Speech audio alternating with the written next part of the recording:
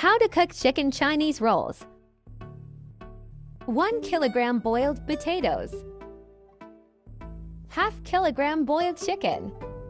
1 small bowl of coriander, 1.5 tsp cumin, 1.5 tsp salt, 1 tsp dry coriander, 1 green chili.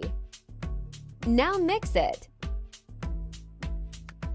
Now make rolls of it.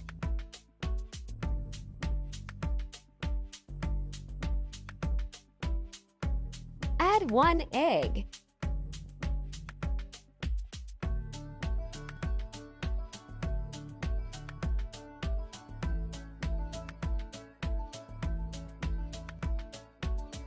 Fry it by dipping every roll in the egg. And kaboom! It's ready for serving. And make sure to like and subscribe.